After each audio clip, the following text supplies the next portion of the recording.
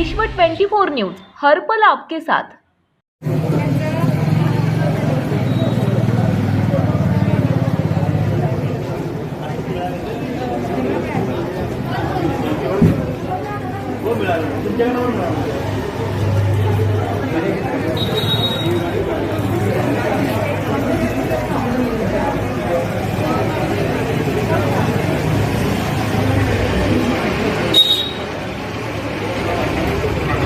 सगळेजण थांबा.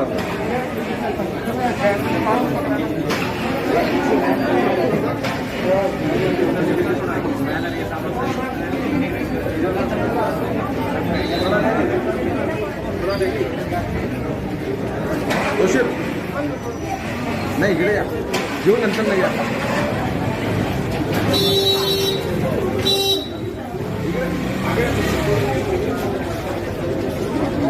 ते रद्द करू, पण तरी सरकारनं 2 वेळेस आश्वासन देऊन सुद्धा आमचे त्याच्यावर काही ठोस निर्णय घेतला नाही. त्यामुळे आज आम्हाला हे पाऊल उचलावं लागत आहे. राज्यव्यापी संप या ठिकाणी मागणं उभारलेला आहे आणि जोपर्यंत आम्हाला सरकारकडून माननीय नामदार श्री अमित देशमुख साहेब यांच्याकडून आम्हाला लेखी आश्वासन भेटत नाही तोपर्यंत आम्ही आमचा संप चालू ठेवू.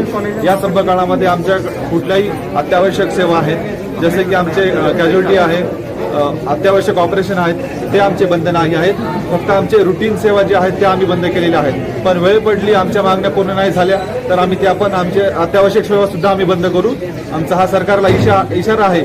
त्यांनी आमच्या मागण्याकडे जातीने लक्ष देऊन आमच्या सोलापूरवरून 160 रेसिडेंट डॉक्टर या वाढच्या संपामध्ये सहभागी आहेत आणि संपूर्ण महाराष्ट्रामध्ये सर्व निवासी डॉक्टर हे या संपामध्ये सहभागी झालेले आहेत. मग ते मुंबईचे म्युन्सिपलचे हॉस्पिटल असतील, सायन नायर जे आणि अख्ख्या महाराष्ट्रातील सर्व जे मेडिकल कॉलेज आणि हॉस्पिटलचे रेसिडेंट आहेत ते सर्व रेसिडेंट या संपामध्ये सहभागी झालेले आहेत. तरी आम्ही सरकारला इशारा देतो की लवकरात लवकर आमच्या मागण्यावरून त्यांनी ठोस निर्णय घ्यावा आणि त्या मागण्या आमची पूर्ण कराव्यात, तर आम्ही संप मागे घेऊ.